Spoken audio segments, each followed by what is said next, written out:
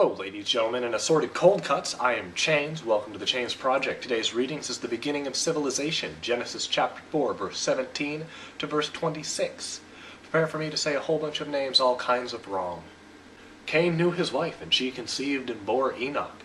And he built a city, and named it Enoch, after his son Enoch. To Enoch was born Irad, and Irad was the father of Mehujael, and Mehujael the father of Methusael, and Methusael the father of Lamech. Lamech took two wives. The name of one was Ada, and the name of the other Zillah. Ada bore Jabal. He was the ancestor of those who live in tents and have livestock. His brother's name was Jubal. He was the ancestor of all those who play the lyre and pipe.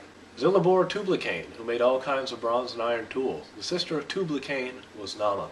Lamech said to his wives, Ada and Zillah, "Hear my voice, you wives of Lamech, listen to what I say. I have killed a man for wounding me, a young man for striking me. If Cain is avenged sevenfold, truly Lamech 77-fold. Adam knew his wife again, and she bore a son and named him Seth, for she said, God has appointed for me another child instead of Abel, because Cain killed him. To Seth also a son was born.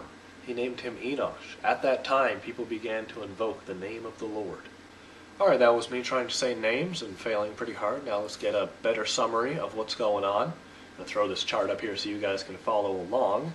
Alright, so we start off with at the top we have Cain, who then has a son named Enoch, who then has a son named Irad, who then has a son named Mehujael, who then has a son named Methusael, who then has a son named Lamech. Now Lamech, we finally get some more information about this guy.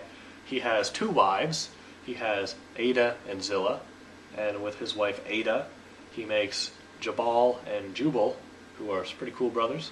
And then with Zillah, his other wife, he has Tubal-Cain, which I think is an awesome name, and he also has Naamah, who's the only girl other than the wives that show up in this point. But then we also go back to Adam and Eve, the original love couple, who decide to have another baby, and they call this one Seth. And then Seth has a kid named Enosh, which I think Adam and Eve only named their kids with 4 letters for some reason. I don't know why. And then Enoch and Enosh, it's like a 1-letter difference. Very strange to me. And we get some information about Jubal and Jabal, and they are the ones who started out with tents and livestock, and the other one made cool music and stuff. And then Tubal-Cain was the first blacksmith guy who made swords and other neat things to kill people. Now most people like to point out, hey Chains, where did Cain get his wife from? He's supposed to be doing some wandering forever. What's up with that, man? And to that I like to say, well, it never said that Cain didn't have a wife to start with. It might not be the biblical exile that we think of as, God going, get out of here, just walk away with the clothes on your back, whatever you have. He might have had some time, pick up his family and whatnot, and then walk away. And maybe he wasn't exactly following the rules to wander forever. He might have settled, which is, says he did. He made a city, and he named it after his son, which is pretty cool in my opinion. If my dad named a city Chainsville, that'd be pretty neat. I'd like that. Another thing that a lot of people like to bring up is, well, if Adam and Eve were the only people that were making babies, doesn't that make Cain's wife either like his sister or like cousin? And doesn't that mean that there was some incest going on? That's kind of weird, and I thought that was against the rules, but yeah, it is going on. But remember, it hasn't been told it was a rule yet. We don't know if it's okay to break rules prior, so we kind of can't judge on that yet. So what exactly are these 9 verses talking about? Well, from my understanding, it is showing the spread out of humans and civilization from the starting point, which is the Bible says Eden. But most people say it started somewhere in Africa. It doesn't really matter. Not exactly. It shows that there was a whole bunch of baby making going on and generations upon generations. And then people figuring out, how to make tents instead of just living in caves. How to farm animals instead of just go hunt after them. Because once you can trick a cow to stay in a certain area, it is a lot easier to get milk. Trust me.